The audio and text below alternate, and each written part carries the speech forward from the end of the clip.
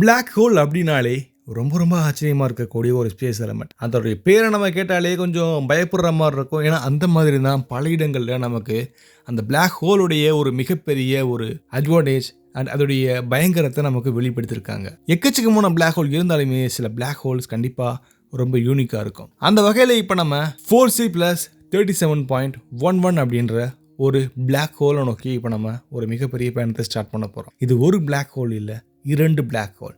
அதுவும் இந்த அளவுக்கு ரொம்ப நெருக்கமாக சில பிளாக் ஹோல் சுற்றுதா அப்படிங்கிற ஒரு கேள்விக்கு ஆமான்ற ஒரு பதில் சொன்னது இதுதான்.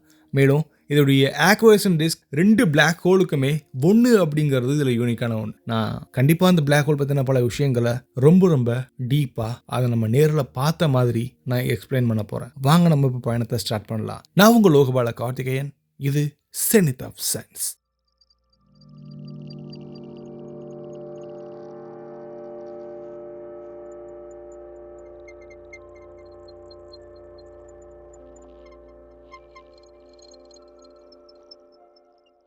இப்போ நம்ம பயணத்தை பூமியிலிருந்து ஸ்டார்ட் பண்ணலாம். இந்த பூமி சூரியனை சுற்றுற ஒரு சின்ன பாறை தான். இந்த சூரிய குடும்பம் இந்த மில்கிவே கேலக்சியோடைய ஒரு சின்ன அங்கம். இந்த மிகப்பெரிய யூனிவர்ஸில் லட்சக்கணக்கான கேலக்சிஸ் இருக்குது. அதில் ஒரு கேலக்சி தான் நம்மளுடைய மில்கிவே கேலக்சி.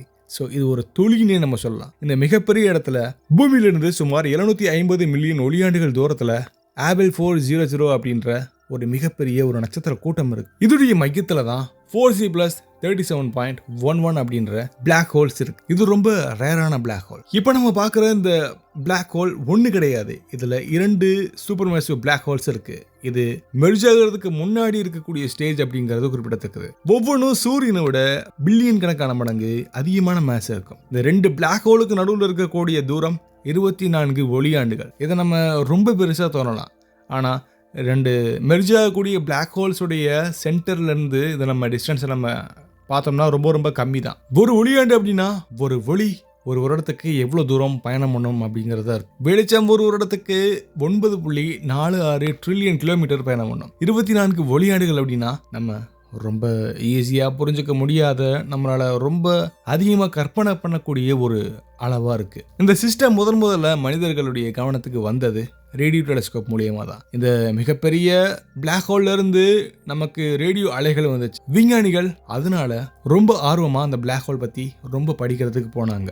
VLBIன்ற ஒரு தொழில்நுட்பம், இதை நம்ம வெரி லாங் பேஸ் லைன் இன்ட்ரோஃபிரோமீட்டர்னு சொல்லுவோம். இதன் மூலியமாக பூமியில் பல பகுதிகளில் ரேடியோ டெலஸ்கோப்ஸ் இருக்குது. இது ஒன்றா சேர்த்து ஒரு நெட்வொர்க் மாதிரி பூமியோட ஒரு மிகப்பெரிய இந்த ஒரு பூமியவே ஒரு டெலஸ்கோப்பாக மாற்றினது இது அப்படின்னு நம்ம சொல்லலாம். இதோடைய மையத்தில் 2 முக்கியமான யூனிக்கான பிளாக் ஹோல்ஸ் இருக்குது அப்படிங்கிறது இது காட்டுச்சு. 2004லையும் 2006 காலகட்டத்திலையும் VLB and European VLBI network மூலியமா இந்த 2 பிளாக் ஹோல்ஸுடைய அமைப்பையுமே நம்ம கன்ஃபார்ம் பண்ணோம். அப்போது மனிதன் முதன்முறையாக மெர்ஜ் ஆகிறதுக்கு முன்னாடி 2 சூப்பர் மேசிவ் பிளாக் ஹோலை ரொம்ப தெளிவாக பார்த்தான். இந்த பிளாக் ஹோல்ஸ் இதோடைய மொத்த எடை சுமார் 15 பில்லியன் சூரிய எடைக்கு சமமாக இருக்கும். நம்ம சூரியன் ஒரு வினாடியில் வெளிப்படுத்தக்கூடிய சக்தியை இது ரொம்ப ரொம்ப சீக்கிரமாக வெளிப்படுத்துது. இவ்வளோ எடையுள்ள பொருள் ஒரு சின்ன ஒரு குறிப்பிட்ட பரப்பளை இருக்கிறனால, அடங்கி இருக்கிறனால தான் பிளாக் ஹோல்ஸ் ரொம்ப ரேரான ஒரு அதிசயமாக இருக்குது. பிளாக் ஹோல்ஸுக்கு நேரடியாக வெப்பநிலை இருக்குது அப்படிங்கிறது இப்போ வரைக்குமே ஸ்டேட்மெண்ட் கிடையாது. ஏன்னா அது வெளிச்சத்தை கூட வெளியே விடாது. ஆனால் அதை சுற்றி இருக்கக்கூடிய ஆக்குவேஷன் டிஸ்க், அதாவது சுத்தக்கூடிய வாயு மேகங்கள் கோடிக்கணக்கான டிகிரி செல்சியஸ் வரைக்குமே போகும். இந்த வளையத்தில் இருக்கக்கூடிய வாயுக்கள் ஒளியுடைய வேகத்துக்கும் போகிறதுக்கு வாய்ப்புகள் ரொம்ப அதிகமாகவே இருக்குது. அது எக்ஸ்ரேஸ், காமரேஸ், ரேடியோ மாதிரியான பல வேவ்ஸை வெளிப்படுத்துது. 4C+37.11ல் இந்த 2 பிளாக் ஹோல்ஸுமே ஒரே ஆக்குவேஷன் டிஸ்கை ஷேர் பண்ணிக்கிறதுன்றது ஒரு மிகப்பெரிய ஆச்சரியம்.